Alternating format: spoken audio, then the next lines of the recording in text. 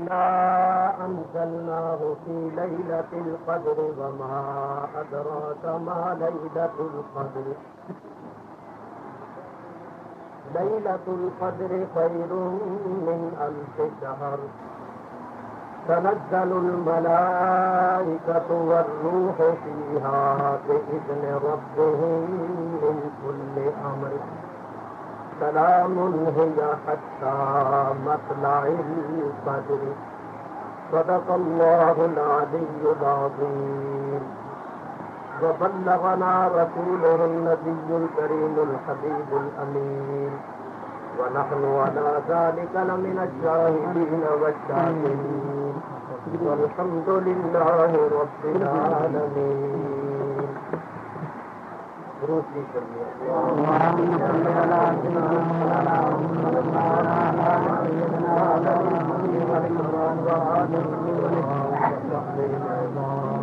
وابنه الكريم الصلاة والسلام عليك يا رسول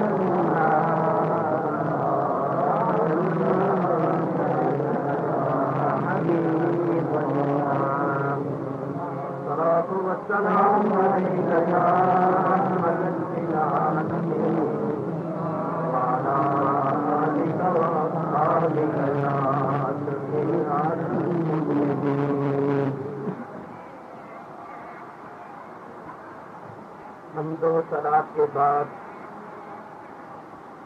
سورہ شریفہ جو آپ حضرات کے سامنے تلاوت کی ہے، اس سورہ شریفہ کا شان نزول، لفظی ترجمہ اور چند تفسیری فوائد اپنے شکستہ الفاظ میں پیش کرنے سے پہلے میں آپ حضرات کی خدمت میں یہ عرض کر دوں کہ اس مجلس مبارکہ میں بڑے بڑے علماء کرام بھی تشریف فرما ہے اور مشائخ اعظام بھی تشریف فرما ہے، اور یہ مقدس آستانہ ہے. میں ہرگز اس لائق نہیں ہوں کہ اس مقدس آستانے پر اور ایسی نورانی محفل میں لب کشائی کر سکوں. بہر صورت میرے مخدوم و محترم حضرت علامہ مولانا فضل الرحمان صاحب قبلہ مدد اللہ العالی کا ارشاد ہوا اور میں ارشاد کی تعمیل کرتے ہوئے آپ کی خدمت میں حاضر ہو گیا ہوں. حضرت مولانا سے اور حضرت قبلہ اعلیٰ حضرت سے اور آپ سب حضرات سے التجا کرتا ہوں کہ آپ دعا فرمائیے کہ اللہ تبارک و تعالی ہم سب کی حاضری قبول فرمائے اور آج کی مبارک رات کی برکتوں سے ہم سب کو مستفید فرمائے، اور جو کچھ میں بیان کروں اللہ تبارک و تعالی اس کو بھی قبول فرمائے اور ہمیں عمل کرنے کی توفیق عطا فرمائے. اس سورہ شریفہ کا شان نزول علماء کرام نے یہ بیان فرمایا ہے کہ نبی کریم علیہ الصلوۃ والسلام نے اپنے صحابہ کے سامنے پہلی امتوں کے چند عابدوں زاہدوں کا ذکر فرمایا. اے میرے صحابیوں، پہلی امتوں میں بڑے بڑے عابد اور بڑے بڑے زاہد ہوئے ہیں، جہاں تک کہ نبی کریم علیہ الصلوۃ والسلام نے بنی اسرائیل کے ایک شخص کا ذکر فرمایا کہ اس نے 1000 مہینہ مسلسل اس طرح گزارا، تو روزہ رکھا اور رات کو اللہ تعالیٰ کی عبادت کی.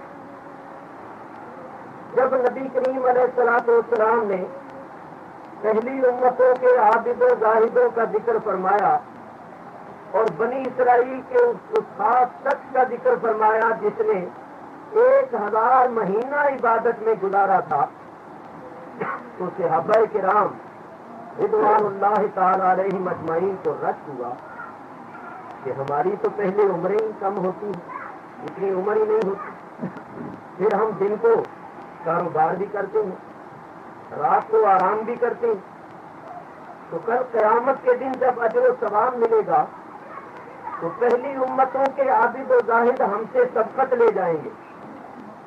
ہم سے آگے بڑھ جائیں گے. خود نبی کریم علیہ السلام کو بھی یہ خیال پیدا ہوا کہ پہلے لوگوں کی عمریں زیادہ ہوتی تھی، ان کو عبادت کے لیے وقت زیادہ مل جاتا تھا. میری امت کی عمریں پہلے لوگوں کی عمروں کے مقابلے میں کم ہیں، تو کہیں ایسا نہ ہو کہ کل قیامت کے دن میری امت پیچھے رہ جائے. تو اللہ تبارک و تعالیٰ نے مہربانی فرمائی اور حضور علیہ السلام کے صدقے سے حضور کی امت کو یہ شب قدر عطا فرمائی.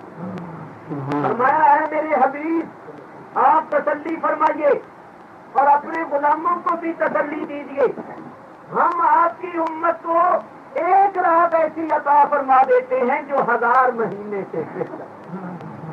آپ کا امتی، آپ کا غلام ایمان اور اخلاص کے ساتھ اس ایک رات میں عبادت کرے تو اس کی ایک رات کی عبادت 1000 مہینے کی عبادت سے بہتر ہے، کیونکہ لیلۃ القدر 1000 مہینے سے بہتر ہے. تو اللہ تبارک و تعالیٰ نے حضور علیہ السلام کے صدقے میں ہم لوگوں کو یہ شب قدر عطا فرمائی.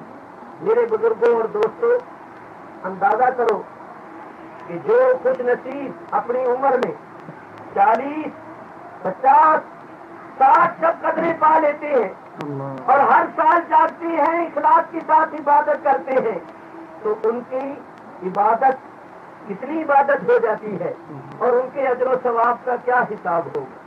اللہ تبارک و تعالی ہمیں ایسی شب قدریں بار بار نصیب فرمائے. معلوم ہوا کہ نبی کریم علیہ السلام کے امتی وہ مزدور ہیں کہ کام کرے تھوڑا اور اجرت پانے زیادہ. پہلی امتوں کے عابد و زاہد 1000 مہینہ مسلسل عبادت کریں تو وہ اجر و ثواب اور وہ درجہ مرتبہ نہ پا سکیں جو نبی کریم علیہ السلام کے امتی ایک رات میں پا سکتے. یہ کرم نہیں ہے تو اور کیا ہے.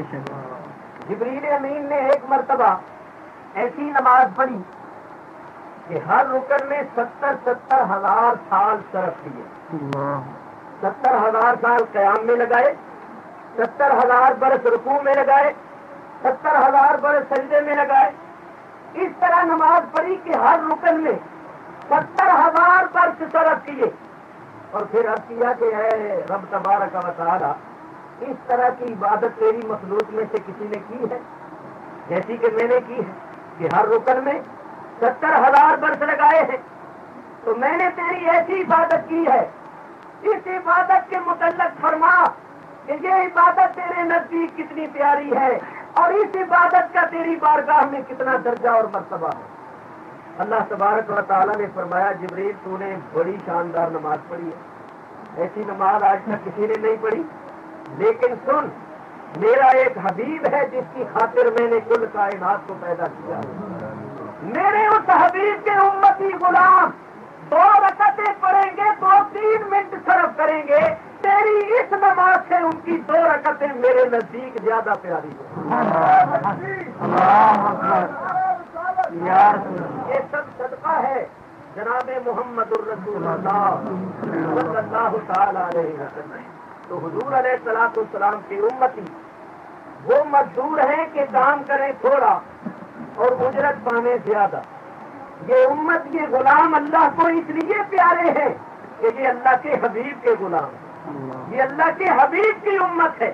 تو میرے بزرگوں اور دوستوں، اللہ تبارک و تعالیٰ نے یہ شب قدر ہمیں نصیب فرمائی. ارشاد ہوتا ہے اِنَّا أَنزَلْنَاهُ فِي لَيْلَةِ الْقَدْرِ، بے شک ہم نے اس کو یعنی قرآن کو لیلۃ القدر میں اتارا. وَمَا أَدْرَاكَ مَا لَيْلَةُ الْقَدْرِ، اور تم نے کیا جانا کہ لیلۃ القدر کیا ہے؟ لیلۃ القدر خیر من الف شہر، لیلۃ القدر 1000 مہینے سے بہتر ہے. اللہ تعالیٰ ارشاد فرماتے ہیں ہم نے قرآن کو لیلۃ القدر میں اتارا. آپ حضرات جانتے ہیں کہ قرآن ایک رات میں تو نہیں اترا. قرآن کریم کا نزول شروع ہوا، سب سے پہلی آیت کریمہ غار حرا میں نازل ہوئی. اقرأ بسم ربک الذی خلق اور یہ قرآن کریم تھوڑا تھوڑا کر کے نازل ہوتا رہا یہاں تک کہ 21 برس یا 23 برس کے عرصے میں یہ سارا قرآن حضور علیہ الصلوۃ والسلام کی ذات اقدس پر نازل ہو گیا۔ لیکن اس سورہ شریفہ میں اللہ فرما رہا ہے کہ ہم نے قرآن کو لیلۃ القدر میں اتارا، تو علماء کرام فرماتے ہیں کہ اللہ تعالیٰ نے اس رات میں قرآن کریم کو لوح محفوظ سے جدا کر کے الگ کر کے سارے قرآن کو لوح محفوظ سے اتار کر آسمان دنیا پر ایک مکان ہے جس کا نام ہے بیت العزت، اس بیت العزت میں رکھا اور وہاں سے جبریل امین کو حکم رب العالمین تھوڑا تھوڑا کر کے لاتے رہے یہاں تک کہ سارا قرآن حضور علیہ الصلوۃ والسلام کی ذات اقدس پر نازل ہو گیا۔ اسی بات سے انا انزلنا میں انزلنا جو ہے یہ انزال سے ہے۔ انزال کے معنی ہے کسی چیز کا ایک دم اتارنا، اور تنزیل کے معنی ہے کسی چیز کا آہستہ آہستہ کر کے بتدریجاً اتارنا۔ تو جہاں نبی کریم علیہ الصلوۃ والسلام کی ذات پر نزول کا ذکر ہے وہاں ایسے الفاظ ہیں جن کا مصدر تنزیل ہے۔ مثلا فرمایا وَنَزَّلْنَا عَلَيْكَ الْكِتَابَ تِبْيَانًا لِكُلِّ شَيْءٍ، وَنَزَّلْنَا تنزیل سے، اور انا انزلناہ یہ انزال سے ہے۔ تو یہ سارا قرآن جو نازل ہوا لوح محفوظ سے یہ آسمان دنیا پر جو ایک مقام ہے بیت العزت اس میں نازل ہوا، اور پھر نبی کریم علیہ الصلوۃ والسلام کی ذات اقدس پر تھوڑا تھوڑا کر کے یہ قرآن کریم نازل ہو گیا۔ صوفیاء کرام فرماتے ہیں کہ اس رات میں سارا قرآن حضور کے قلب پر نازل ہوا۔ صوفیاء کرام فرماتے ہیں کہ اس رات میں سارا قرآن نبی کریم علیہ الصلوۃ والسلام کو القاء ہوا، حضور کے قلب پر نازل ہوا۔ انک لتلقی القرآن من لدن حکیم علیم، اللہ فرماتا ہے میرے حبیب آپ حکیم اور علیم کی طرف سے سارا قرآن القاء کیے گئے۔ تو سارا قرآن اس رات میں اللہ تعالیٰ نے حضور علیہ الصلوۃ والسلام کے قلب پر نازل کیا۔ وہ بیت العزت جو ہے وہ قلب مصطفیٰ،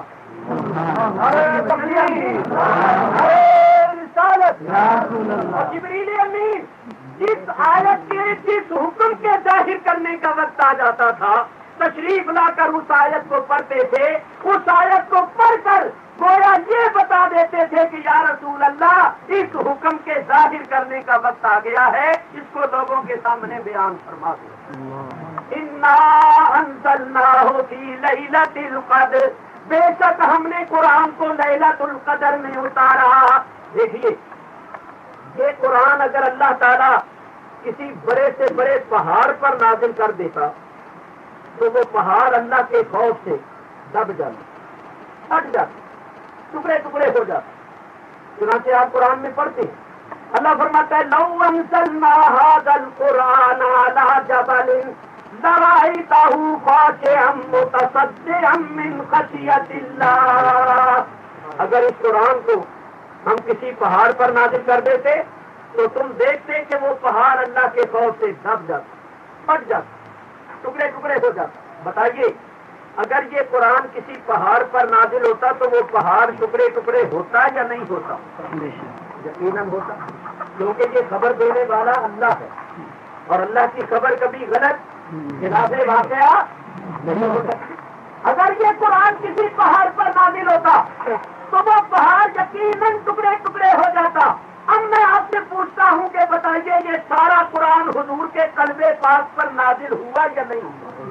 وَإِنَّهُ نَزَّلَهُ عَلَىٰ قَلْبِكَ، سارا قرآن حضور کے قلب پاک پر نازل ہوا، تو کیا حضور کا قلب پاک پھٹا، ٹکڑے ٹکڑے ہوا؟ نہیں، معلوم یہ ہوا کہ دنیا کے کسی پہاڑ میں وہ قوت و طاقت نہیں ہے جو قلب مصطفیٰ۔ اگر یہ قرآن کسی بڑے سے بڑے پہاڑ پر نازل ہو جاتا تو وہ پہاڑ یقیناً ٹکڑے ٹکڑے ہو جاتا۔ سارا قرآن حضور کے قلب پاک پر نازل ہوا، حضور کا قلب ٹکڑے ٹکڑے نہیں ہوا، پتہ نہیں، معلوم ہوا دنیا کے کسی پہاڑ میں وہ قوت و طاقت نہیں ہے جو قلب مصطفیٰ صلی اللہ تعالی علیہ وعلی آلہ واصحابہ وبارک وسلم.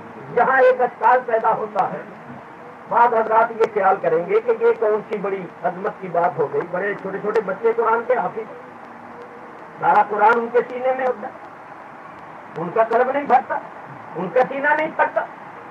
تو جس شخص کے ذہن میں ایسا خیال آتا ہے، جان لو کہ وہ عالم نہیں ہے، وہ قرآن کے نزول کے معنی کو نہیں سمجھتا.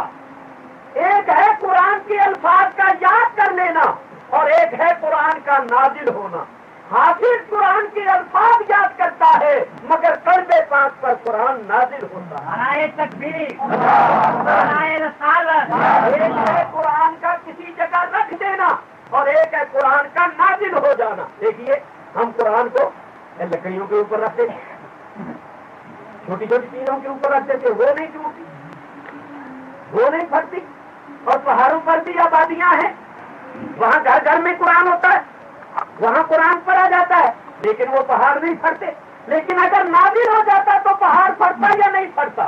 تو معلوم ہوا کہ قرآن کا کہیں رکھ دینا اور بات ہے، یا قرآن کے الفاظ کا یاد کر لینا اور بات ہے، اور قرآن کا نازل ہونا اور بات ہے.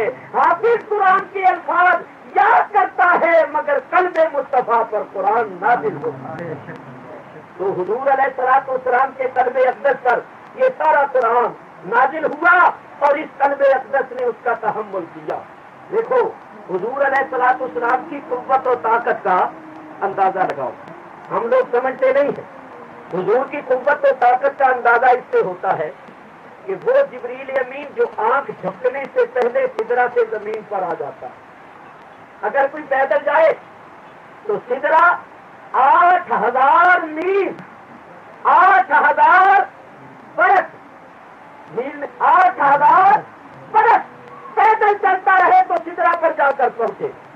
8,000 برس تک چلتا رہے، 80-100 برس تک چلتا رہے تو سدرہ پر پہنچے.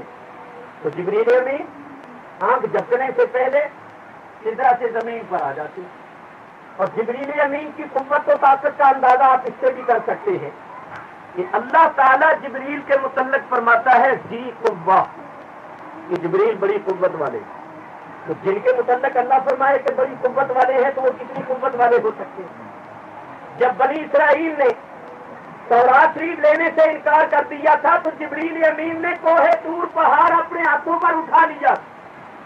تو وہ جبریل جو پہاڑ کو ہاتھوں پر اٹھا لے، آنکھ جھپکنے سے پہلے سدرہ سے زمین پر آ جائے، جس کو اللہ کی قوت فرماتا ہے، وہی جبریل جب نبی کریم علیہ الصلوۃ والسلام کے ساتھ معراج کی رات سدرہ پر پہنچے تو سرکار نے فرمایا کہ جبریل ہمارے ساتھ چلو. تو جبریل نے کہا یا رسول اللہ آگے نہیں جا سکتا، اگر آگے جاؤں تو اللہ کے انوار و تجلیات میرے پر جلیں، آگے میں نہیں جا سکتا، یہ میری حد ہے، یہاں سے آگے نہ کبھی گیا ہوں نہ جا سکتا ہوں. فرمایا تیری یہاں انتہا ہو گئی اور ہماری یہاں سے ابتدا.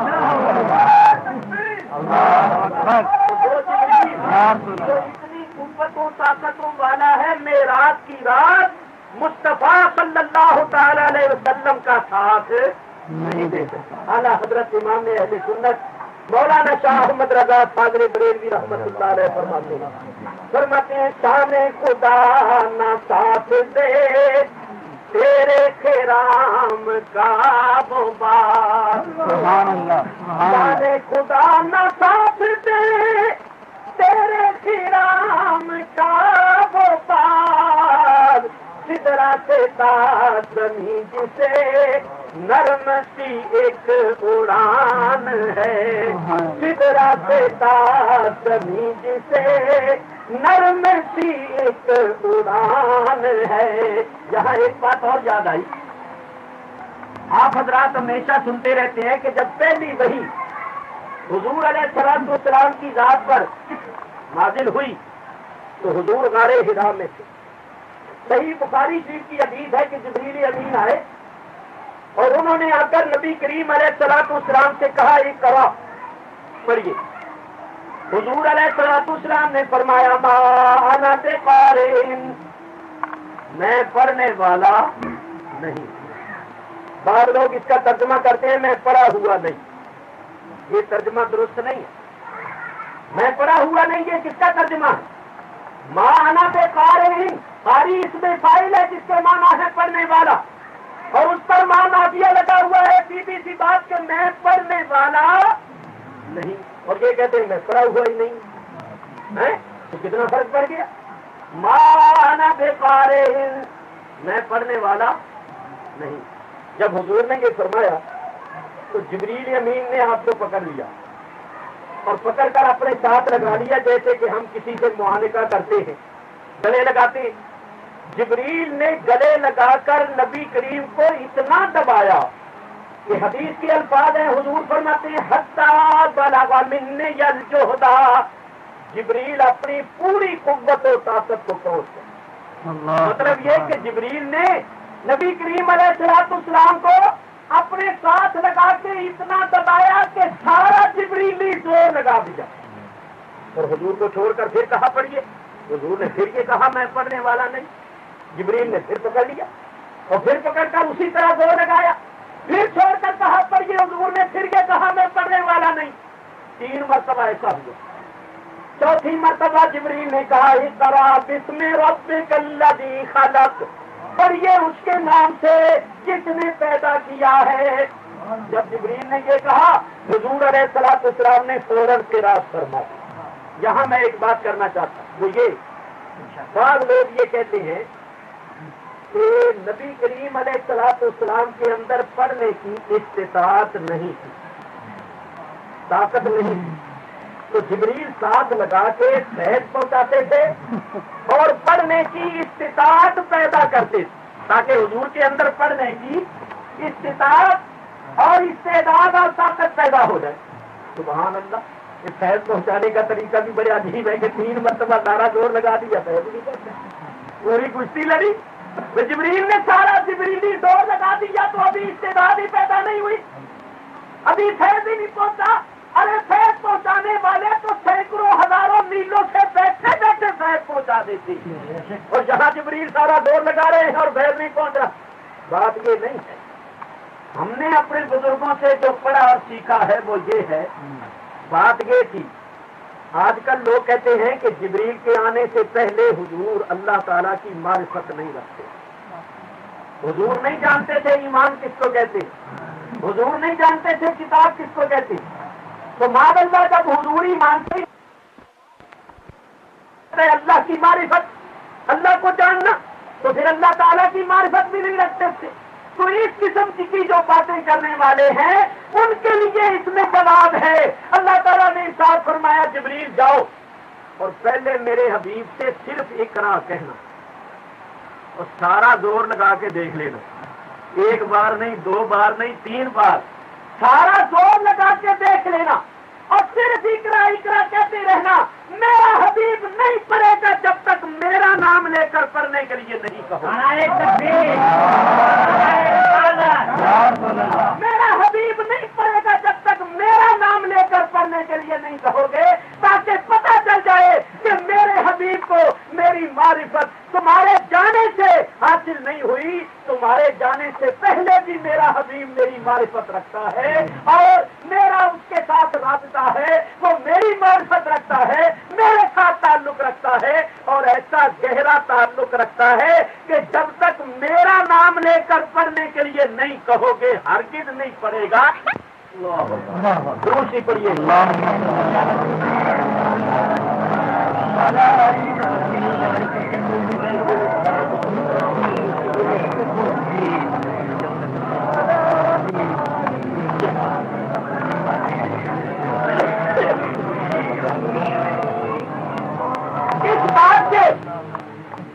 اس بات کے بیان سے میرا مقصود یہ ہے کہ وہ جبریل جس کے اندر اتنی قوت و طاقت ہے، جس کا میں پہلے بھی مختصر بیان کر چکا ہوں، اس جبریل نے سرکار دو عالم علیہ السلام کو 3 مرتبہ اپنے ساتھ لگا کے پورا زور لگایا، 3 مرتبہ سرکار کو اپنے ساتھ لگا کے پورا جبریلی زور لگا دیا۔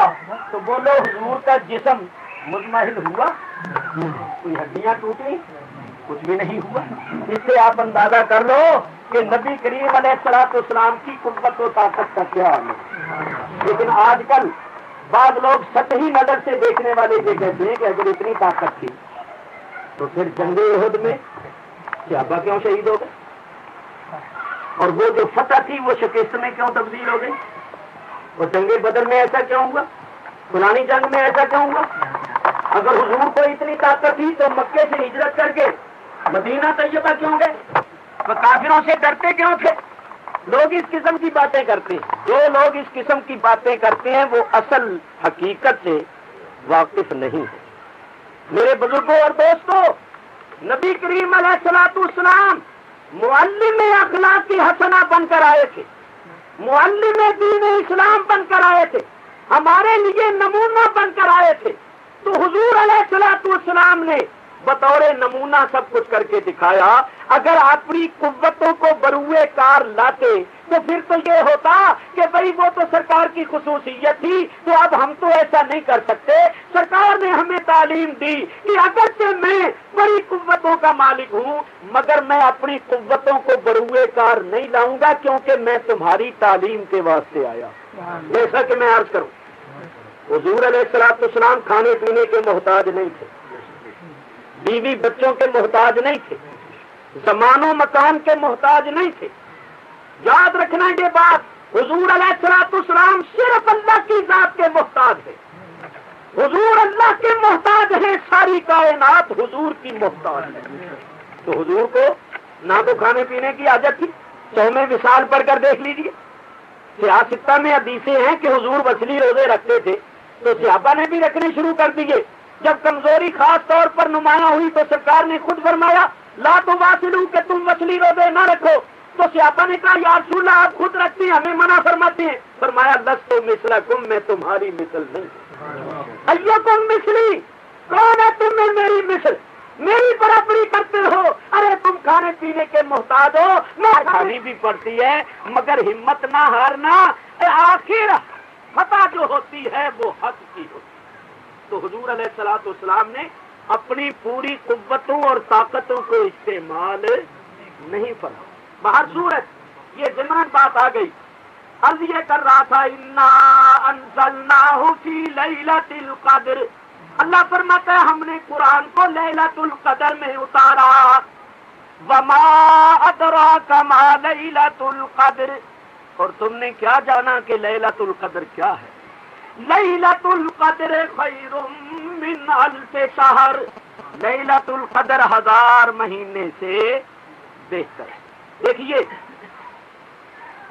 قدر کے 3 معنی قرآن کریم میں آئے ہیں. قدر بمانا مرتبہ, قدر بمانا تنگی, قدر بمانا تقدیر. جیسا کہ اللہ فرماتا ہے وما قدر اللہ حق قدرہ, انہوں نے اللہ کی قدر نہیں جانی جیسا کہ حق تھا اس کی قدر کے جان لے. تو اس آیت میں قدر بمانا منزلت ہے, مرتبہ ہے. اللہ یبسط الرزق لمن یشاء ویقدر, اللہ جس کا چاہتا ہے رزق کشادہ کر دیتا ہے اور جس کا چاہتا ہے رزق تنگ کر دیتا ہے. اس آیت میں قدر بمانا تنگی ہے, اور متعدد آیات میں آیا اللہ فرماتا ہم نے انسان کو پیدا کیا اور پھر اس کی تقدیر اور اس کا مقدر بنایا. جو کچھ اس کی تقدیر میں تھا, جو کچھ اس نے کرنا تھا اس کا ہمیں پہلے سے ہی اندازہ تھا, ہم نے پہلے ہی سب کچھ لکھ دیا. تو 3 معنی قدر کے آتے ہیں, یہاں تینوں معنی درست ہو سکتے ہیں. اور مرتبہ لیا جائے تو پھر مطلب یہ ہوگا کہ یہ رات بڑی مرتبے والی رات ہے. اس رات کا کتنا مرتبہ ہے کہ شب قدر نکال کے باقی 1000 مہینہ ایک طرف ہو, 1000 مہینے کے سال بنائے جائیں تو غالباً 83 برس 4 مہینے ہوتے ہیں. اللہ فرماتا ہے 83 برس اور 4 مہینے ایک طرف اور یہ رات ایک طرف, پھر بھی معاملہ برابر نہیں ہے. خیر من الف شہر, یہ رات 1000 مہینے سے بہتر ہے۔ مرتبہ اس کا یہ ہے کہ یہ ایک رات 1000 مہینے سے بہتر، یا یوں سمجھو کہ اس رات میں جو عبادت کی جاتی ہے، جو نیک عمل کیا جاتا ہے، وہ 1000 ماہ کی عبادت سے زیادہ درجہ اور مرتبہ رکھتا ہے۔ اور اگر قدر بمانا تنگی لیا جائے تو بھی درست ہے، کیونکہ حدیث شریف میں آتا ہے کہ اس رات میں اتنے فرشتے نازل ہوتی ہیں، فرشتے لشکر در لشکر، لشکروں کے لشکر اترتے رہتی ہیں، یہاں تک کہ ان کے واسطے زمین تنگ ہو جاتی ہے، زمین ان کے واسطے تنگ ہو جاتی ہے۔ تو قدر بمانا تنگی لیا جائے تو بھی درست، اور اگر قدر بمانا تقدیر لیا جائے تو بھی درست، کہ اس رات میں سال بھر میں ہونے والے امور اللہ تبارک و تعالی لوح محفوظ سے جدا کر کے ان فرشتوں کے سپرد کر دیتے ہیں جن فرشتوں کی ڈیوٹیاں اللہ تعالیٰ نے اس عالم میں لگائی۔ تو تینوں معنی یہاں درست ہو سکتے۔ اللہ تعالیٰ ارشاد فرماتا ہے لیلۃ القدر خیر من الف شہر، لیلۃ القدر 1000 مہینے سے بہتر۔ تنزل الملائکۃ والروح فیہا بإذن ربہم، اترتے ہیں اس رات میں فرشتے اور روح اپنے رب کے حکم سے۔ ملائکہ اترتے رہتے، ایک ہی بار نہیں اترتے، بلکہ رات کو فوج در فوج، لشکر در لشکر اترتے رہتے، اور اتنی تعداد میں فرشتے تشریف لاتی ہیں جیسا میں نے عرض کیا کہ زمین ان کے واسطے تنگ ہو جاتی۔ والروح، اور فرشتوں کے ساتھ روح بھی آتی۔ روح سے کون مراد ہے؟ اکثر مفسرین کرام تو یہی فرماتے ہیں کہ روح سے مراد جبریل امین ہے، یعنی یہ رات ایسی مبارک رات ہے کہ فرشتوں کے ساتھ سارے فرشتوں کے سردار روح الامین حضرت جبریل بھی آتے۔ لیکن شاہ عبدالعزیز محدث دہلوی رحمت اللہ علیہ نے تفسیر عزیزی میں لکھا ہے کہ روح سے مراد انبیاء و اولیاء کی روحیں بھی ہو سکتی ہے، کہ اس رات میں انبیاء و اولیاء کی ارواح آتی اور نیک لوگوں کی روحوں کو آزادی ہوتی ہے، وہ اللہ کے حکم سے جہاں جانا چاہتی ہے چلی جاتی ہے۔ چنانچہ شاہ ولی اللہ محدث دہلوی رحمت اللہ علیہ کی شاگرد رشید علامہ قاضی ثناء اللہ پانی پتی، جو بہت بڑے محدث اور مفسر ہوئے ہیں اور بہت بڑے ولی اللہ بھی ہوئے ہیں، کہ حضرت مرزا مظہر جانا شہید رحمت اللہ علیہ فرماتی ہے یہ ان کے خلیفہ ہیں اور ان کے مرید ہیں۔ فرماتے ہیں قیامت کے دن اللہ تعالیٰ اگر مجھ سے پوچھے گا کہ مظہر میرے لیے کیا ہدیہ لائے ہو، تو میں قاضی ثناء اللہ کو پیش کروں گا۔ اور شاہ عبدالعزیز محدث دہلوی فرمایا کرتے تھے کہ قاضی ثناء اللہ صاحب اپنے وقت کے امام بہقی، علم کے لحاظ سے اتنا اونچا مقام۔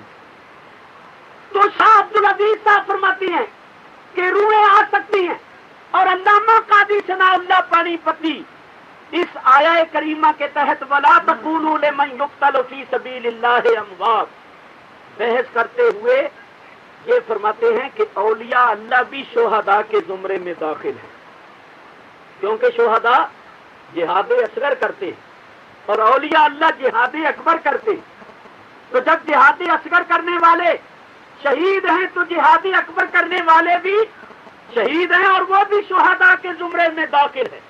تو قاضی صاحب شہیدوں اور ولیوں کے بارے میں فرماتے ہیں ارواح ایشا در زمین و آسمان و بہشت ہر جا کے خواہد می روان و دوستارا و معتقدارا در دنیا و آخرت مددداری می فرمایند و دشمنارا ہلاک نمایند۔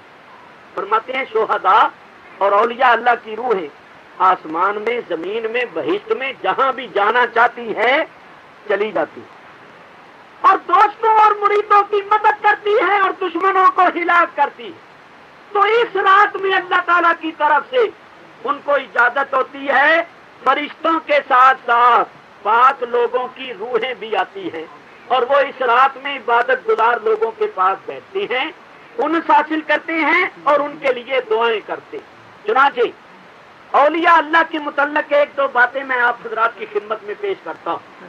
آپ حضرات بڑی توجہ کے ساتھ سنیں. دیکھیے لکھنے والے کون ہیں؟ شاہ ولی اللہ محدث دہلوی. شاہ ولی اللہ محدث دہلوی نے انفاس العارفین کے اندر یہ واقعات لکھے ہیں جو ایک دو میں آپ کو سنانے لگا. لکھتے ہیں کہ میرے والد ماجد شاہ عبد الرحیم صاحب، شاہ ولی اللہ کے باپ کا نام، وہ خواجہ خواجگان حضرت خواجہ قطب الدین بختیار کاکی رضی اللہ تعالیٰ عنہ کے مزار شریف پر حاضر ہوئے. تو فرماتے ہیں کہ جب میرے والد حاضر ہوئے مزار شریف پر تو ادب کی وجہ سے دور ہی کھڑے ہو گئے. اصل میں ان ادب جو ہے ان بزرگان دین کو ہی آتا ہے اور یہی ادب کر سکتے ہیں، اس لیے کہ یہ مرتبے سے واقف ہوتے ہیں. اور ادب وہی کر سکتا ہے جو کسی کے مرتبے سے واقف ہو.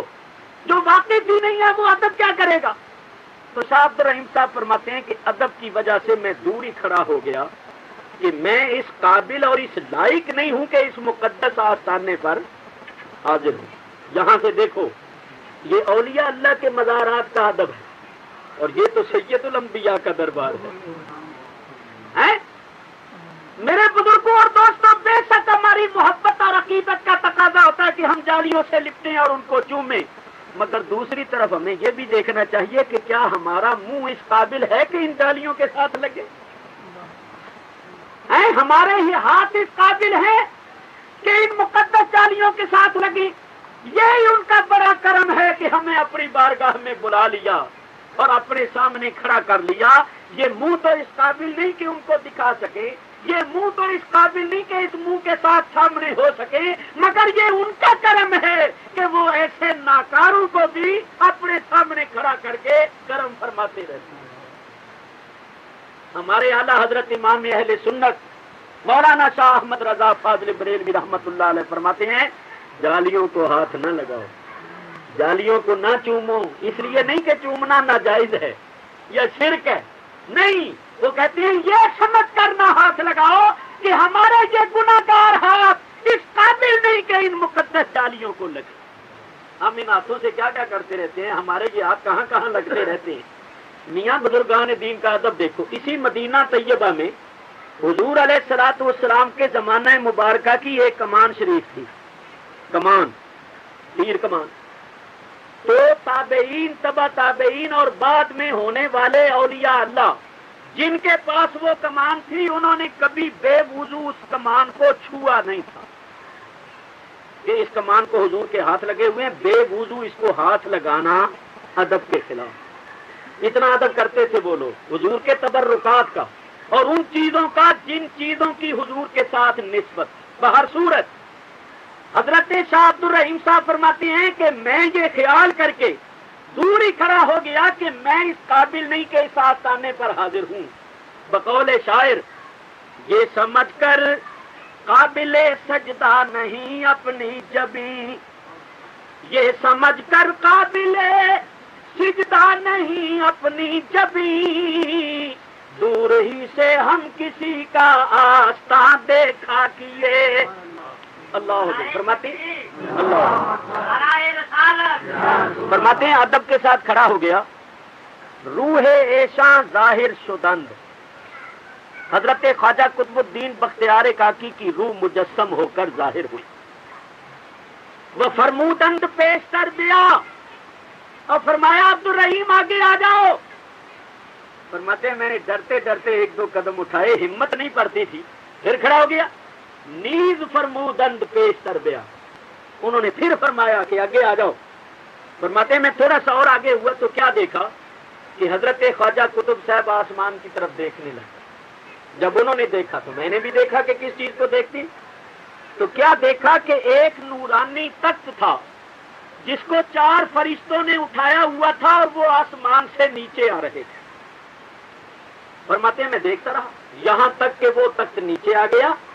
فرشتوں نے مزار شریف کے چبوترے کے پاس لا کر اس تخت کو رکھا اور اس تخت سے ایک نورانی بزرگ اترے اور وہ آگے بڑھ کر خواجہ صاحب کو ملے، دونوں آپس میں گلے ملے، معانقہ کیا، پھر آہستہ آہستہ باتیں کرتے رہے۔ باتیں کرنے کے بعد وہ بزرگ جو تخت پر بیٹھ کے آئے تھے وہ پھر تخت پر بیٹھ کے اور فرشتوں نے ان کا تخت اٹھا لیا اور وہ اوپر چڑھتے گئے یہاں تک کہ ہماری نظروں سے غائب ہو گئے۔ فرماتے ہیں جب غائب ہو گئے تو حضرت خواجہ قطب صاحب پھر میری طرف متوجہ ہوئے، فرمایا آگے آ جاؤ۔ فرماتے ہیں وہ فرماتے گئے، میں آگے ہوتا گیا یہاں تک کہ میں بالکل قریب پہنچ گیا۔ جب میں نے سلام کیا تو میں نے عرض کیا کہ حضرت یہ کون بزرگ تھے جو تخت پر بیٹھ کے آئے تھے اور جن سے آپ باتیں کرتے رہے؟ تو حضرت خواجہ قطب الدین بختیار کاکی رضی اللہ تعالیٰ عنہ نے فرمایا یہ خواجہ بہاؤالدین نقش بند تھے، میرے ساتھ بعض امور میں مشورہ کرنا تھا، کوئی آپس میں بات چیت ہم نے کرنی تھی، اس لیے تشریف لائے۔ اب آپ غور کیجئے کہ حضرت خواجہ بہاؤالدین نقش بند کو سینکڑوں برس ہو گئے، خواجہ قطب الدین بختیار کاکی کو بھی سینکڑوں برس ہو گئے، اور شاہ ولی اللہ تو پچھلی صدی ہجری میں ہوئے۔ ان کے باپ نے دیکھا تو ہم لوگ تو یہ سمجھتے ہیں کہ یہ بزرگان دین انتقال کر گئے، دفن ہو گئے، اور ان کی اجزاء بھی تحلیل ہو گئے ہوں گے، ان کی ہڈیاں بھی سڑ گئی ہوں گی، لا حول ولا قوت، لیکن حقیقت میں خدا کی قسم یہ زندہ ہیں، اور بادشاہوں کی طرح تختوں پر بیٹھ کے جہاں جانا چاہتے ہیں چلے جاتے ہیں، اور فرشتے ان کی غلامی کرتے ہیں۔ آج بھی ان کے فیوض و برکات جاری ہیں، آج بھی آپس میں مشورے کرتے ہیں، اور باطنی نظام حکومت ان کے پاس۔ تو اولیاء اللہ کی روحیں مجسم ہو کر جہاں بھی جانا چاہتی ہے چلی جاتی۔ دیکھیے حضرت خواجہ بہاؤالدین نقش بند رضی اللہ تعالیٰ عنہ کا مزار کس جگہ ہے؟ وہ تو بخارے میں ہے، لیکن تشریف لائے دہلی میں اور تخت پر بیٹھ کے آئے تو اولیاء اللہ کی روحوں کو اللہ کی طرف سے یہ اذن ہوتا ہے، وہ جہاں جانا چاہتے ہیں چلے جاتے ہیں۔ لیکن اگر ہمیں کوئی چیز نظر نہ آئے تو ہمیں انکار نہیں کرنا چاہیے۔ بہت سی ایسی حقیقتیں ہیں جو ہمیں نظر نہیں آتی، تو کیا ہم ان کا انکار کر دیں؟ یہ جہالت ہے، یہ نادانی ہے۔ میرے بزرگوں اور دوستو سنو، اسی کتاب کے اندر شاہ ولی اللہ محدث دہلوی رحمۃ اللہ علیہ نے ایک بڑا عجیب واقعہ لکھا ہے، وہ بھی میں آپ کی خدمت میں پیش کرتا ہوں، نہایت توجہ سے سنیے۔ شاہ ولی اللہ صاحب لکھتے ہیں کہ ہمارے والد حضرت شاہ عبد الرحیم صاحب، شاہ ولی اللہ لکھتے ہیں کہ ہمارے باپ شاہ عبد الرحیم صاحب اکبر آباد یعنی آگرے میں مرزا محمد زاہد کے درس سے واپس آ رہے تھے، اور ایک لمبی گلی میں آ رہے تھے، اور ذوق شوق کے ساتھ حضرت شیخ سعدی کی یہ ربائی پڑھتے ہوئے آ رہے تھے۔ جز یاد دوست ہر چے کنی عمر ضائع است، جز سر عشق ہر چے بخانی بطالت است، سعدی پشو لوہ دل از نقش غیر حق، علم کے راہ بحق نہ نمایت جہالت است۔ یہ ربائی پڑھتے ہوئے آ رہے تھے۔ فرماتے ہیں کہ چوتھا مصرع جو تھا وہ ان کو بھول گیا۔ شاہ عبد الرحیم صاحب فرماتے ہیں چوتھا مصرع علم کے راہ بحق نہ نمایت جہالت است، یہ میرے ذہن سے نکل گیا، اور یہی ربائی کی جان ہے۔ فرماتے ہیں میں نے ذہن پر بڑا زور دیا مگر یہ مصرع یاد ہی نہیں آتا۔ جب یہ مصرع مجھے یاد نہیں آ رہا تھا تو اس وجہ سے مجھے بڑا قلق اور اضطراب ہوا کہ میں کیا کروں۔ تو ذرا سنیے، فرماتے ہیں ناگاہ مردے دو موے فقیر وضع ملیح روئے، از جانب یمین من برآمد و گفت علم کے راہ بحق نہ نمایت جہالت است۔ اچانک ایک مرد کامل جس کے بال جو تھے وہ دونوں طرف سے نکلے ہوئے، سر کے بال ذرا لمبے لمبے تھے، کانوں سے نیچے کندھوں تک آ رہے تھے، اور بڑا خوبصورت، بڑا نورانی چہرہ، فقیر، بڑا حسین اور نورانی چہرہ، اچانک ہی میرے دائیں طرف سے آ گئے، اور آتے ہی انہوں نے وہ چوتھا مصرع بتا دیا۔ آتے ہی چوتھا مصرع بتا دیا کہ علم کے راہ بحق نہ نمایت جہالت است۔ فرماتے جب انہوں نے چوتھا مصرع بتا دیا تو مجھے بڑی خوشی ہوئی، تو شاہ عبد الرحیم صاحب دہلی کے رہنے والے ہیں نا، دہلی والے پان بڑے کھاتے ہیں. تو فرماتے ہیں میں نے فوراً پان کی ڈبیا نکال کے ایک پتا نکال کے دیا کہ حضرت کھائیے، آپ نے چوتھا مصرع بتایا ہے، اس وقت میں اور آپ کی کوئی تواضع نہیں کر سکتا، پانی کھا لیجیے. تو ان بزرگوں نے نفی میں سر ہلایا کہ میں پان نہیں کھاؤں گا. شاہ عبد الرحیم صاحب فرماتے ہیں میں نے عرض کیا حضرت شریعت منع کرتی ہے یا طریقت؟ تو انہوں نے فرمایا دونوں ہی باتیں نہیں، نہ شریعت منع کرتی ہے نہ طریقت منع کرتی ہے، مگر میں نہیں کھاؤں گا. اچھی بات. فرماتے ہیں وہ پان کا پتا میں نے اپنے منہ میں ڈال لیا اور وہ بزرگ کہنے لگے کہ اچھا مجھے اجازت ہے، میں جا سکتا ہوں. تو شاہ عبد الرحیم صاحب فرماتے ہیں میں کہا بڑا شکریہ، مہربانی. تو فرماتے ہیں پس قدم برداشت و آخر کوچا نہاد. انہوں نے قدم جو اٹھایا تو جہاں گلی ختم ہوتی تھی وہاں جا رکھا. دانستم کے روح مجسمت، میں نے یہ سمجھا کہ یہ تو کوئی مجسم روح معلوم ہوتی ہو، اتنا لمبا قدم یہ ایک قدم چکیا دے او جا رکھے. فرماتے ہیں میں نے خیال کیا کہ یہ تو کوئی مجسم روح معلوم ہوتی ہے. ندا کردم کہ برنامے خود ہم اطلاع دہے تا فاتحہ می خواندہ باشم. فرماتے ہیں میں نے ندا کی کہ وہ جانے والے بزرگوں کم از کم اپنا نام تو بتائے جاؤ، کبھی کبھی تمہاری فاتحہ پڑھا کروں گا. معلوم ہوا یہ سب فاتحہ کے قائل تھے، منکر پچھوں ہی پیدا ہوئے بیچارے.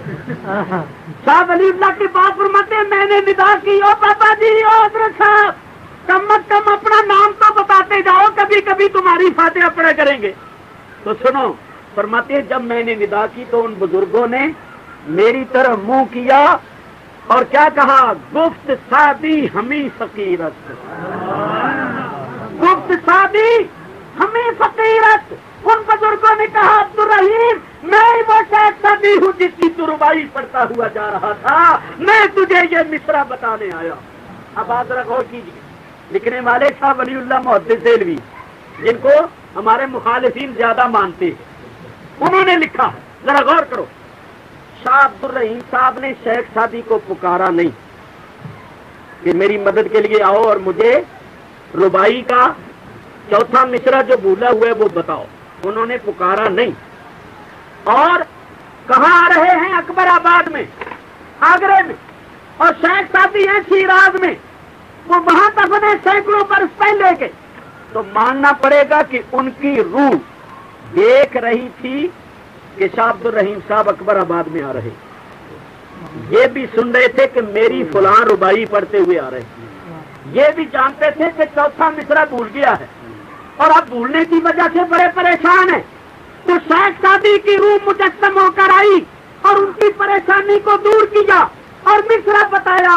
ثابت ہوا کہ اولیاء اللہ کی روحیں مجسم ہو کر جہاں جانا چاہتی ہیں چلی جاتی ہیں اور مریدوں کی مدد کرتی ہیں. اور جو لوگ کہتے ہیں نا نہیں مدد کرتی، وہ بھی ٹھیک ہے، ان کی مدد نہیں کرتی، کیونکہ مدد تو کی جاتی ہے غلاموں کی، دشمنوں کی تھوڑی کی جاتی ہے.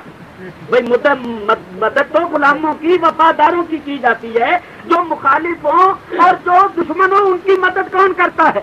تو وہ بھی سچے. اگر وہ کہتے ہیں نا کوئی مدد نہیں کرتے، کہو بالکل ٹھیک ہے، تمہاری نہیں کرتے ہماری کرتے. اگر کوئی کہے حضور شفاعت نہیں کرتے، کہو بالکل ٹھیک ہے، تمہاری نہیں کرتے ہماری کرتے. کیونکہ سرکار نے خود فرما دیا شفاعتی حق لمن یؤمن بہا، میری شفاعت حق ہے مگر نصیب اس کے ہوگی جو اس پر ایمان رکھتا ہے. تو جو ایمان رکھتے ہیں ان کے شفاعت نصیب ہوگی، جو ایمان نہیں رکھتے ان کے نصیب بھی نہیں. شفاعت ایمان والوں کے لیے ہے، جو ایمان والے نہیں ہیں ان کے واسطے نہیں ہے. یاد رکھ. باہر صورت اولیاء اللہ کی روحوں کو اجازت ہوتی ہے جہاں جانا چاہتی ہیں چلی جاتی. تو اس رات میں بھی فرشتوں کے ساتھ اولیاء اللہ کی روحیں آتی ہیں. اور جو لوگ عبادت میں مصروف ہوتے ہیں، مشغول ہوتے ہیں، ان کے پاس آ کر بیٹھتے ہیں اور مسرت حاصل کرتی ہیں، انس حاصل کرتے ہیں اور عبادت گزاروں کے واسطے دعائیں کرتے. اب آپ حضرات کی خیال کریں گے کہ بھئی ہم ہر سال شب قدر میں جاگتے ہیں، ہم نے تو کبھی نہیں دیکھا کہ ہمارے پاس کوئی فرشتوں کی جماعت آگے بیٹھی ہو یا اولیاء اللہ کی روحیں ہمارے پاس آئی ہو.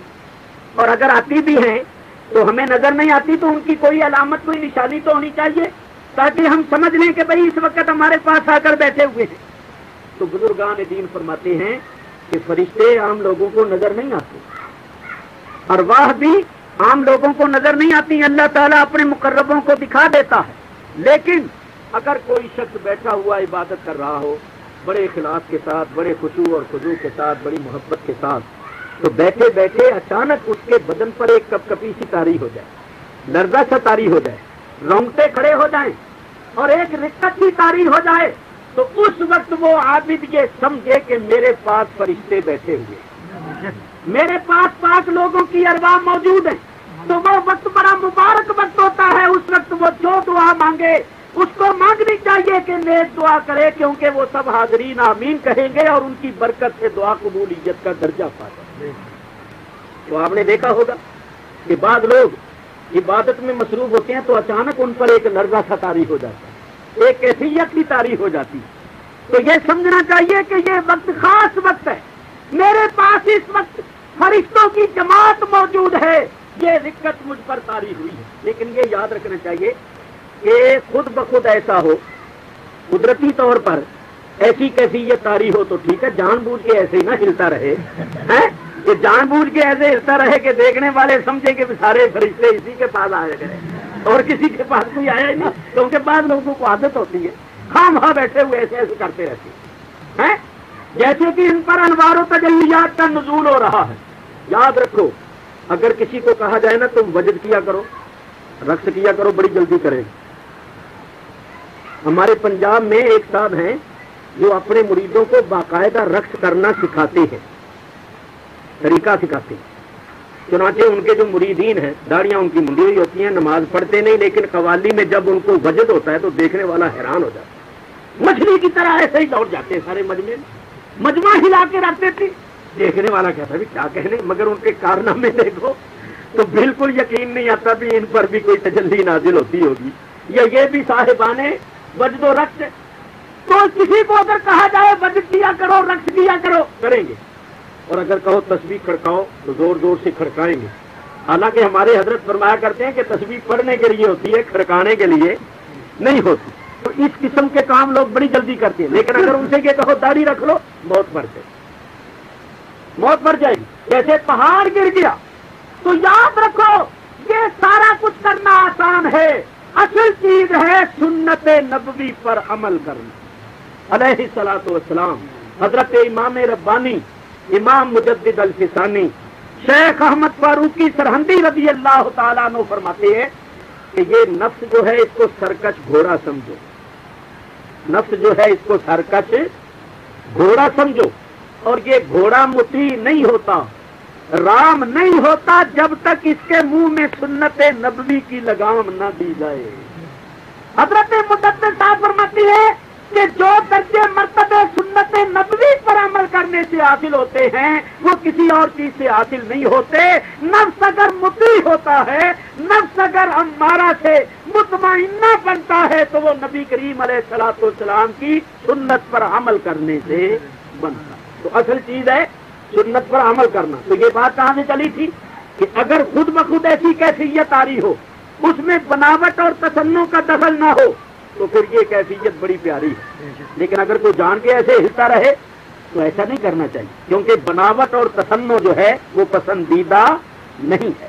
بہر صورت عابدوں زاہدوں کے پاس فرشتے آتے ہیں اور آ کر بیٹھتے ہیں، انس حاصل کرتے ہیں اور ان کے لیے دعائیں کرتے ہیں.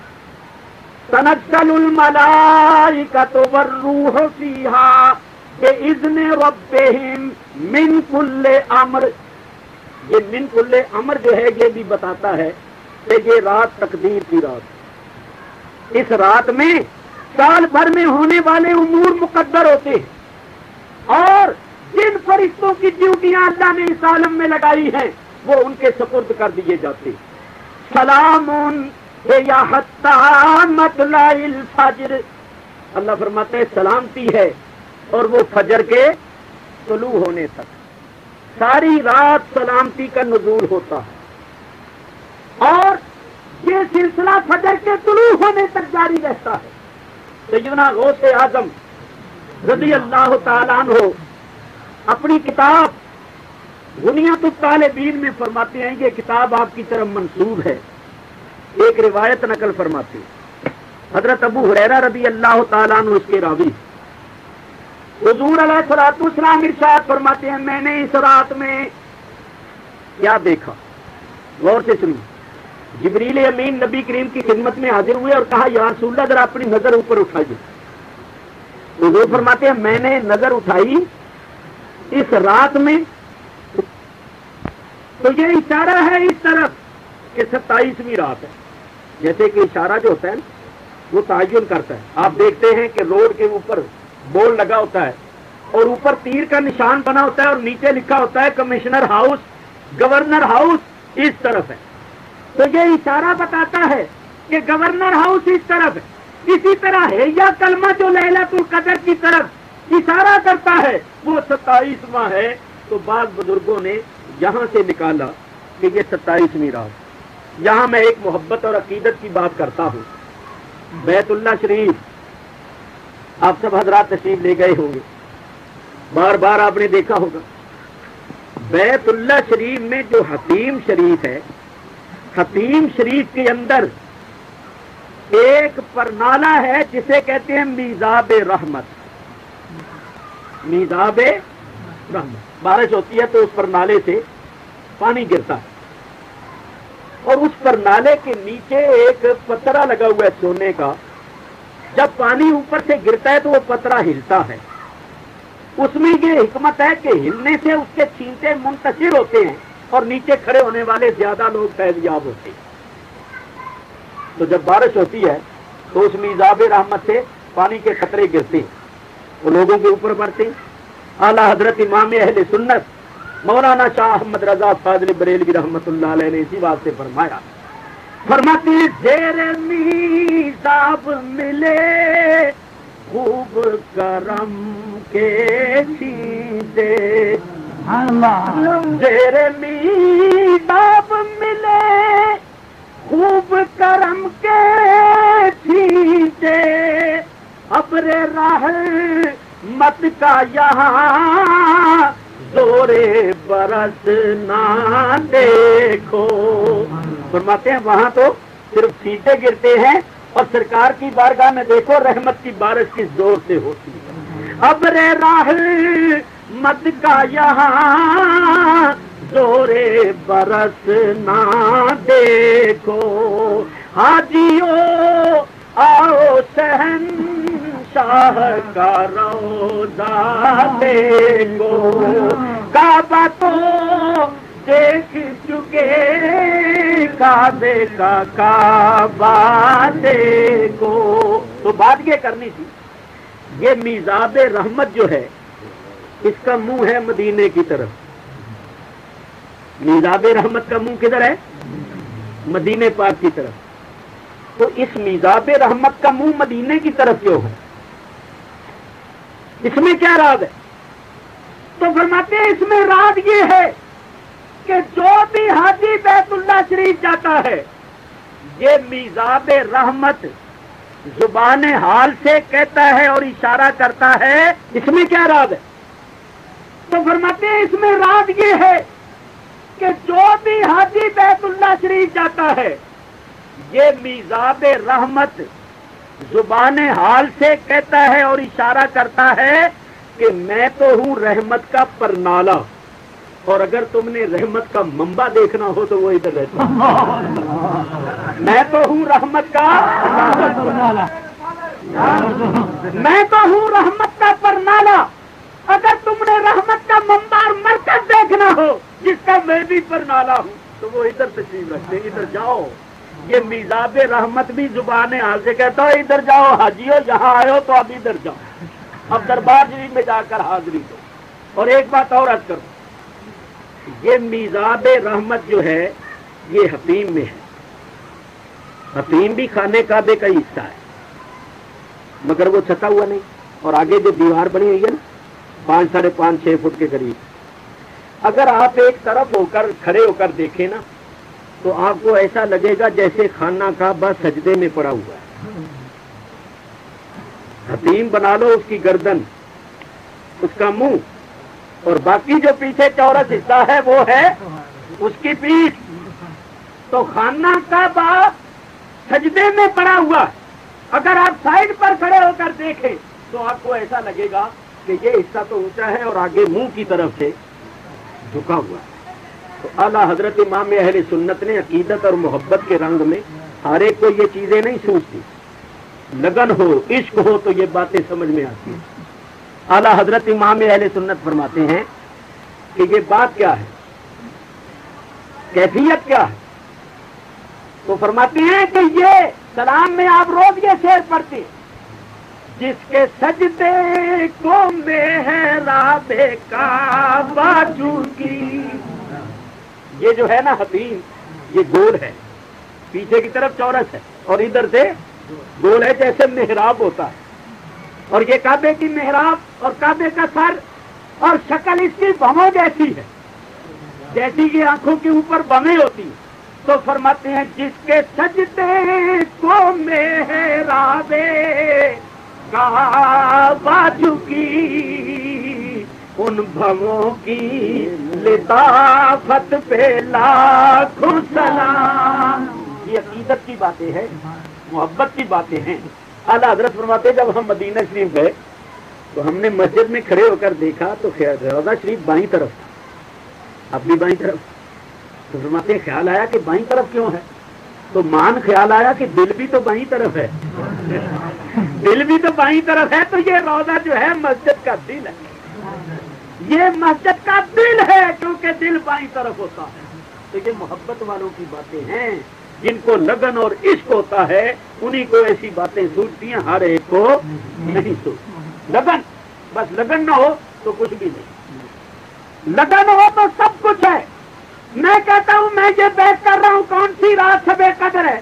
رات ہمارے حضرت قبلہ غریب نواز نے فرمایا تھا اللہ آپ کی عمر دراز فرمائے، آپ کا سایہ ہمارے سروں پر سلامت رکھے.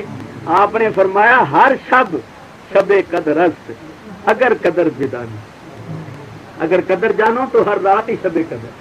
ان لوگوں کی ہر رات ہی شب قدر ہے، اور مدینے والوں تمہاری ہر رات ہی شب قدموں میں رہتے ہو. یہاں تو شب قدریں بھی، یہاں کے دنوں پر عید کے دن قربان ہیں، یہاں کی راتوں پر شب قدریں قربان ہیں. مدینہ طیبہ کے دن یوم عید اور رات شب قدر. حقیقت ہے. امیر المومنین حضرت علی کرم اللہ تعالی وجہ الکریم کو کسی نے دیکھا عید کے دن سوکھا ٹکڑا کھا رہے تھے. دیکھنے والے نے عرض کیا حضرت آج عید کا دن ہے، لوگ بڑی بڑی عجیب اور لذیذ چیزیں کھا پی رہے ہیں اور آپ سوکھا ٹکڑا کھا رہے ہیں. فرمایا بھائی ہم جس دن کوئی گناہ نہ کریں وہ دن ہمارے واسطے عید کا دن ہوتا ہے.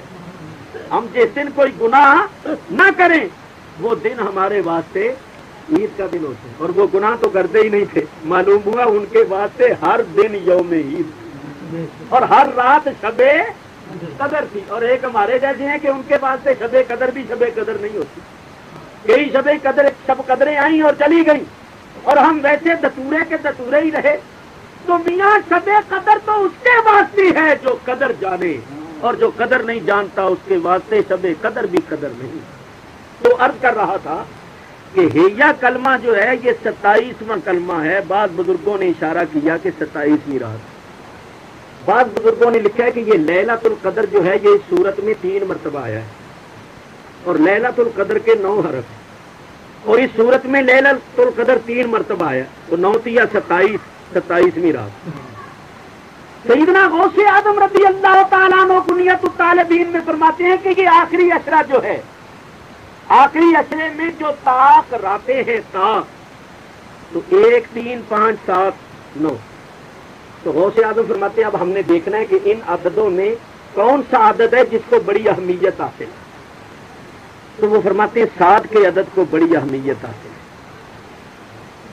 کیوں کہ سورہ فاتحہ کی آیتیں بھی 7 ہیں اور قرآن کی منزلیں بھی 7 ہیں، قرآن کی قرأتیں بھی 7 ہیں، اور طواف کرتے ہیں تو بیت اللہ کے پھیرے بھی 7 ہیں، صفا مروہ کے درمیان پھیرے بھی 7 ہیں، 7 ہی زمینیں اور 7 ہی آسمان ہیں، اور 7 ہی اعضاء پر سجدہ ہوتا ہے.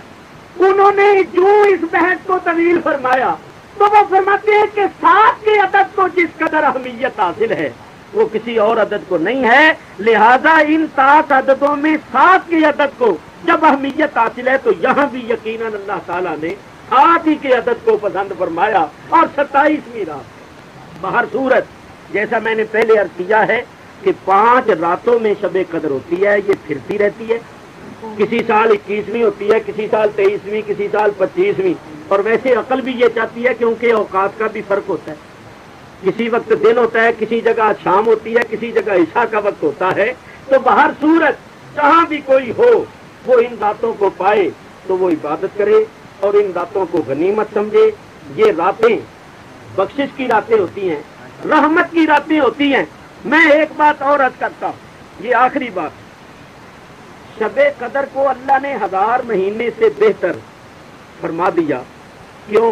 اس واسطے کہ اس میں قرآن اترا، اس میں قرآن اترا، اور یہ اصول ہے، آپ جانتے ہیں کہ زمان کو عزت حاصل ہوتی ہے کسی اہم واقعے سے، اور مکان کو عزت حاصل ہوتی ہے مکین سے۔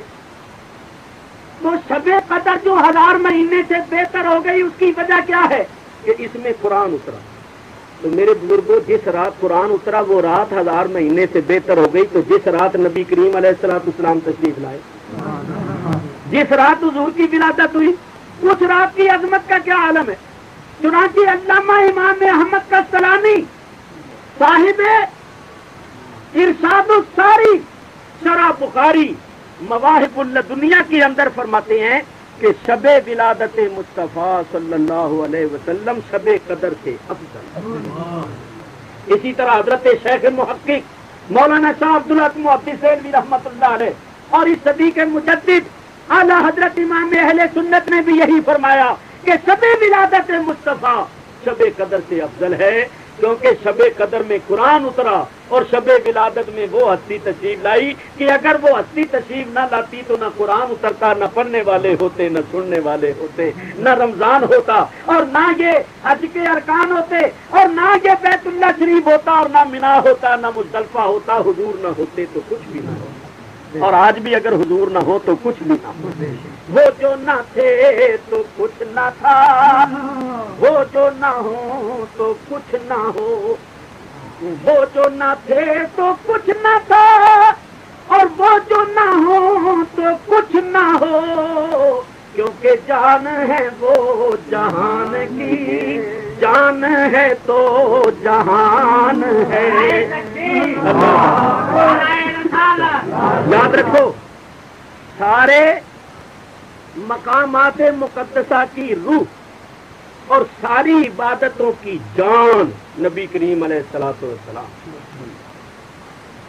بس بیت اللہ شریف مکہ مکرمہ میں ہے، حجر اسود، مقام ابراہیم، صفا مروہ، مینا، مزدلفہ، عرفات، سب مقامات مکہ مکرمہ میں ہیں۔ لیکن یہاں حضرات علماء کرام تشریف فرما ہے، ان سے پوچھو کہ جب نبی کریم علیہ الصلوۃ والسلام مکے سے ہجرت فرما کر مدینے شریف آ گئے تھے، اس وقت مسلمانوں کا مکے میں رہنا حرام اور ممنوع ہو گیا، حرام اور ممنوع ہو گیا۔ جب ہجرت کا حکم آ گیا، سب پر ہجرت کرنا لازم ہو گیا، تو مکے میں رہنا ممنوع ہو گیا تھا۔ کیا مکے میں کعبہ نہیں رہا تھا، حجر اسود نہیں تھا، صفا مروہ نہیں تھا؟ یہ مقامات مقدسہ تو تھے، مگر مسلمان کا مکے میں رہنا حرام اور ممنوع تھا۔ وجہ کیا تھی کہ مقامات مقدسہ تو تھے مگر ان کی روح چلی گئی، ان کی جان چلی گئی۔ تو اللہ نے فرمایا مسلمانوں تم بھی وہاں چلے جاؤ جہاں میرا حبیب چلا گیا ہے، جہاں ان مقامات مقدسہ کی روح چلی گئی۔ چنانچہ میں ایک بڑی پیاری بات آپ کو سناتا ہوں۔ جب ہجرت کر کے حضور علیہ الصلوۃ والسلام تشریف لے آئے، صحابہ کرام بھی آ گئے، تو ایک بزرگ تھے جن کا نام تھا حضرت زمرہ بن جندب۔ یہ مسلمان تھے اور بہت ضعیف تھے، چل پھر نہیں سکتے، اور ان کے گھر والے سارے کافر تھے۔ یہ اکیلے ایمان لائے تھے، اسلام لائے تھے، اور یہ مکے میں تھے۔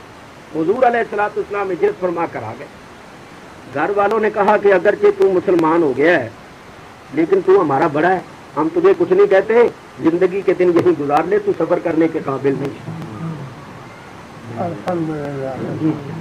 تو سفر کرنے کے قابل نہیں۔ حضرت زمرہ نے کہا کہ اللہ تعالیٰ نے ہجرت کا حکم دیا ہے، ہجرت کا حکم دیا ہے، اور مجھے مستثنا نہیں فرمایا، میرے لیے کوئی استثناء نہیں فرمایا، حکم عام ہے، تو ہجرت کرنا تو میرے اوپر بھی لازم ہے، تو مجھے ہر صورت میں ہجرت کرنی چاہیے۔ گھر والوں سے کہنے لگے بھئی میں اب مکے میں نہیں رہوں گا، میں ضرور جاؤں گا۔ انہوں نے کہا تو کدھر جائے گا، تو چلنے پھرنے کے قابل نہیں، سواری کے اوپر بھی سفر کے قابل نہیں۔ کہیں گے چاہے کیسا بھی ہو تم ایسا کرو کہ کسی طرح مجھے مدینے میں پہنچا دو، تو کہیں گے ہم تو نہیں جا سکتے بات۔ کہیں گے اچھا پھر ایسا کرو کہ مجھے گھوڑے کے اوپر بٹھا دو اور رسیوں کے ساتھ باندھ دو تاکہ میں گر نہ جاؤں۔ گھوڑے کے اوپر بٹھا کر رسیوں کے ساتھ باندھ کر گھوڑے کو مدینے کی راہ پر ڈال دو اور پھر میں جانوں اور میرا رب جانے۔ چنانچہ گھر والوں نے گھوڑے کے اوپر بٹھایا، رسیاں باندھ دی اور باندھ کے گھوڑا مدینے کی راہ پر ڈال دیا۔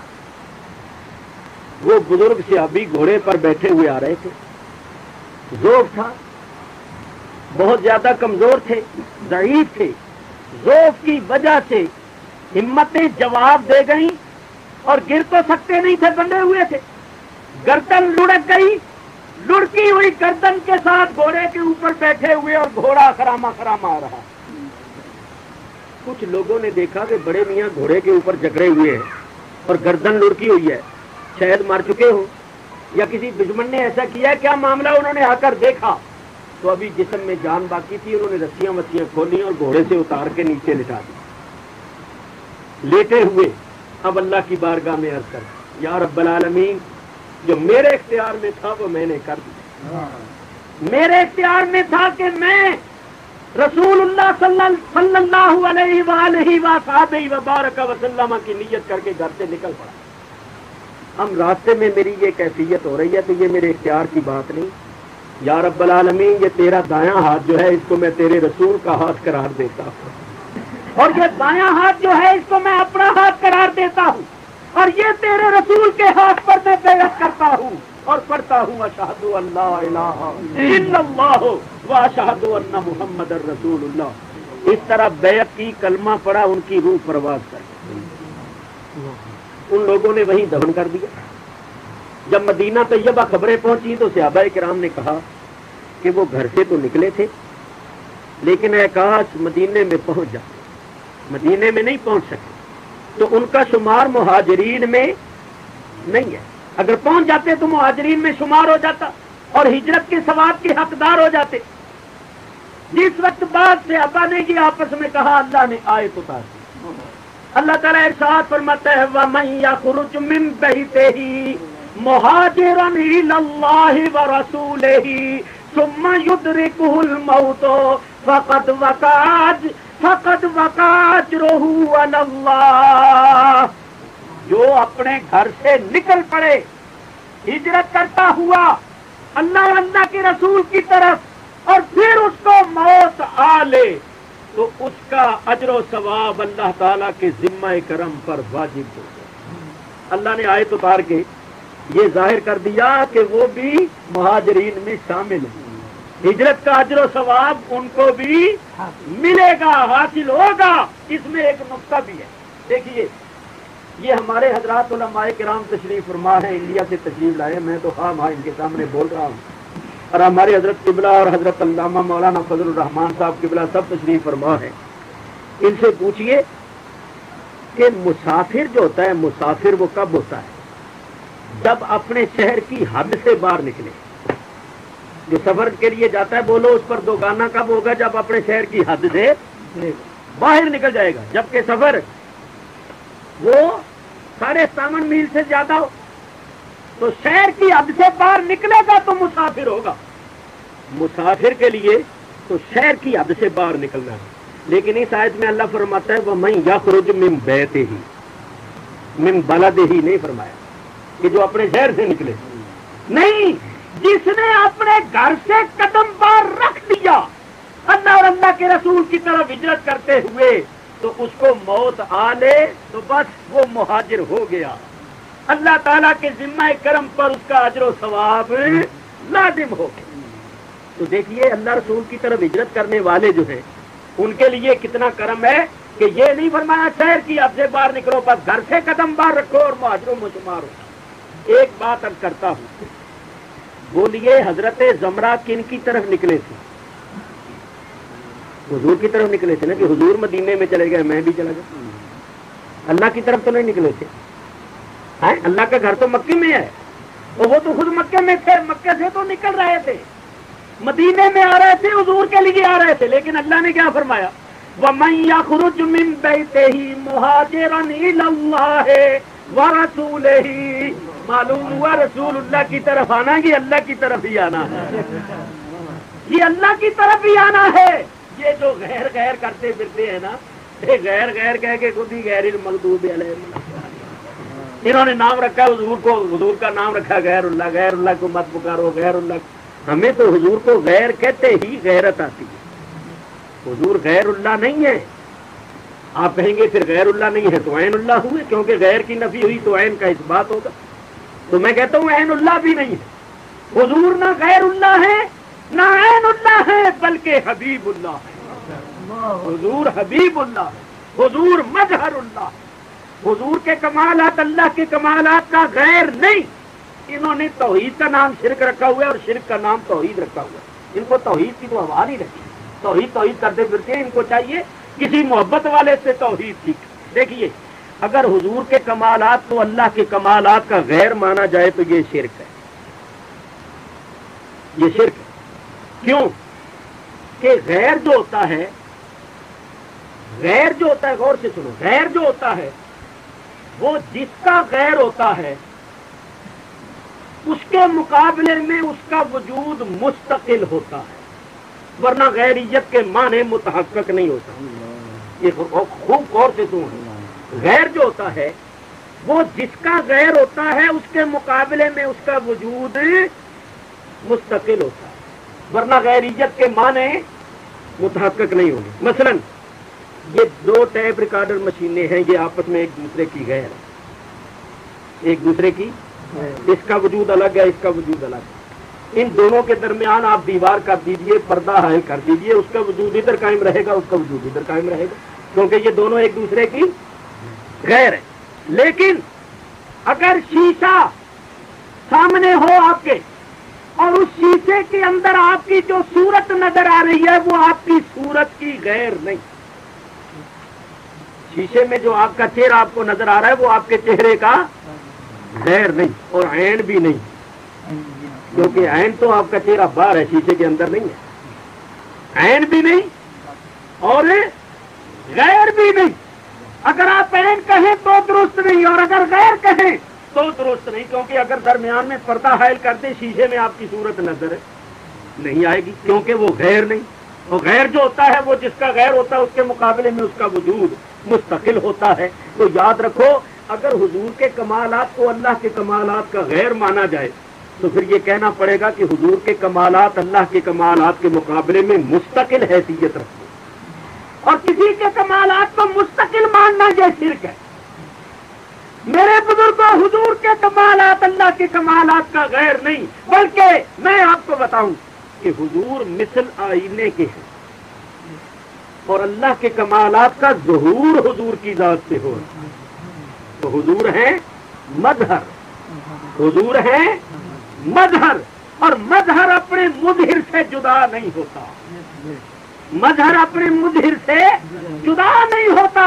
حضور کی ذات میں جو کمالات ہیں وہ حقیقت میں اللہ کے کمالات ہیں، مگر اللہ کے کمالات کا ظہور حضور کی ذات سے ہو رہا ہے، تو ہم کیا کہیں گے کہ حضور اللہ کے کمالات کا مظہر۔ قربان جائیے اعلیٰ حضرت امام اہل سنت کے، فرماتے ہیں خود رہے پردے میں اور آئینہ سے خاک کا، خود رہے پردے میں اور آئینہ سے خاک کا، بھیج کر انجانوں سے کی راہ داری واہ واہ، بھیج کر انجانوں سے کی راہ داری واہ واہ۔ اور ایک بات ان حضرات سے معافی مانگتے ہوئے عرض کرتا ہوں، یہاں دیوار کے ساتھ آپ شیشہ لگا دیں اور اس میں میری صورت آپ کو نظر آئے گی، کیونکہ شیشے کا رخ میری طرف بھی ہوگا، آپ کی طرف بھی ہوگا. تو آپ شیشے کی طرف جب دیکھیں گے تو اس شیشے میں آپ کو میری صورت نظر آئے گی. بلا تشبیہ تمثیل ایک بات کر رہا ہوں. یہ بتائیے کہ اگر میں اپنے ہونٹ نہ ہلاؤں تو ادھر ہلتے ہوئے آپ کو نظر آ سکتے ہیں؟ بولو. ادھر میرے ہونٹ نہ ہلے تو ادھر ہلتے ہوئے آپ کو نظر آ سکتی ہے. اور وہ شیشے میں جو تصویر ہے وہ اپنی مرضی سے اپنی مشیت سے ہونٹ ہلا سکتی ہے. ہلیں گے ادھر نظر آئیں گے ادھر. تو قربان جائیے اعلیٰ حضرت کے. اعلیٰ حضرت صرف عالم ہی نہیں تھے، عارف کامل بھی تھے. فرماتے ہیں بخدا خدا کا یہی ہے در، نہیں اور کوئی مفر مکر. فرماتے ہیں خدا کی قسم، خدا کا در یہی ہے جو در مصطفیٰ ہے، اور اس در کو چھوڑ کر نہ کوئی بھاگنے کی جگہ ہے نہ کوئی رہنے کی جگہ. بخدا خدا کا یہی ہے در، نہیں اور کوئی مفر مکر. جو وہاں سے ہو یہی آ کے ہو، جو یہاں نہیں تو وہاں نہیں. جو وہاں سے ہو یہی آ کے ہو، جو وہاں سے ہو یہی آ کے ہو، جو وہاں سے ہو یہی آ کے ہو، جو یہاں نہیں تو وہاں نہیں. تو حضور مظہر ہے، حضور کے کمالات حقیقت میں اللہ کے کمالات. حضور کا علم اللہ کا علم، حضور کا علم اللہ کا علم ہے. حضور کا کرم اللہ کا کرم ہے. حضور کا جمال اللہ کا جمال ہے. حضور کا کمال اللہ کا کمال ہے. آپ اللہ نہیں، اللہ کی ذات صفات کے مظہر اصل. تو بہر صورت یہ رات اللہ تعالیٰ نے ہمیں مدینہ طیبہ میں نصیب فرمائی ہے، اور اب عید بھی اللہ تعالیٰ ہمیں مدینہ طیبہ کی نصیب فرما رہا ہے. حقیقت میں عید تو یہی کی عید ہے. الحمدللہ رب العالمین. اللہ تعالیٰ نے ہمیں یہ شرف بخشا ہے. آپ سب حضرات یہ دعا کرنا کہ ہماری یہ حاضری آخری حاضری نہ ہو، اللہ بار بار حاضری نصیب فرمائے. اعلیٰ حضرت امام اہل سنت مولانا شاہ احمد رضا خان صاحب فاضل بریلوی رحمۃ اللہ علیہ، جو اس صدی کے مجدد برحق ہیں، اور ہندوستان پاکستان بلکہ دنیا میں آپ کا فیض جاری ہے. سب علماء آپ کے کوشا چین ہیں. بڑے بڑے ادق مسئلے بڑی بڑی کتابوں میں نہیں ملتے اور آپ کے رسالوں میں مل جاتے. اور اللہ تعالیٰ نے اتنا درجہ مرتبہ عطا فرمایا کہ آج ہندوستان پاکستان بھر میں ہر مجلس کے بعد آپ کا سلام پڑھا جاتا ہے، مصطفیٰ جان رحمت سے لاکھوں سلام. اور اعلیٰ حضرت امام اہل سنت کے خلیفہ خاص اور ان کی ضیاء اور ان کی چمک اور ان کے جانشین، اور مدینہ طیبہ میں اہل سنت کی برکت، اہل سنت کی پناہ گاہ. یہاں لوگ آتے ہیں تو مذبذب ہوتے ہیں اور یہاں آ کر ماشاءاللہ پکے ہو جاتے ہیں. یہ اللہ کا بڑا کرم ہے. حضرت کی ذات گرامی، حضرت کا وجود پاک دنیا اہل سنت کے لیے ایک بہت بڑی نعمت عظمیٰ ہے. آپ حضرات ہمارے حضرت کے لیے اور حضرت مفتی اعظم حضرت مولانا مصطفیٰ رضا خان صاحب، ان دونوں حضرات جو اس وقت ایک اہل سنت و جماعت کے لیے یادگار ہیں اور بقیت و سلف ہیں. اور یہ دونوں ہستیاں، ادھر حضرت کی ہستی ادھر ان کی ہستی، تو یہ حضرات جو ہیں ان سرکار کے قدموں کے نشان ڈھونڈ رہا ہے. سرکار کے قدموں کے نشان ڈھونڈ رہا ہے.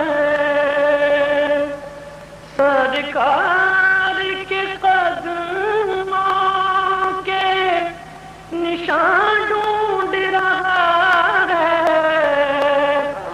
جو اشک محبت میری آنکھوں سے گرا ہے.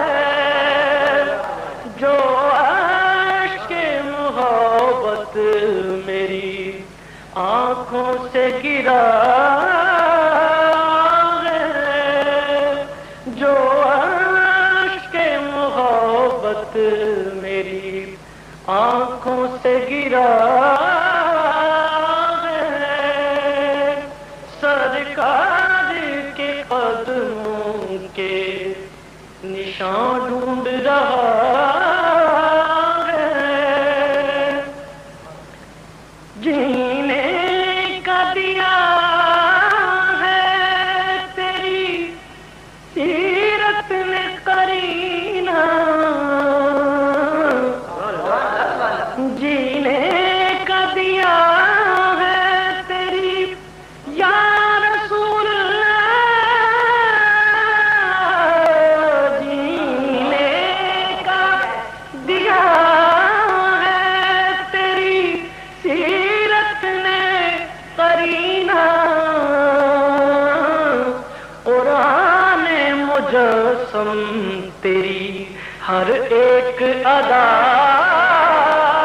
ہے، قرآن مجسم تیری ہر ایک ادا ہے، قرآن مجسم تیری ہر ایک ادا ہے،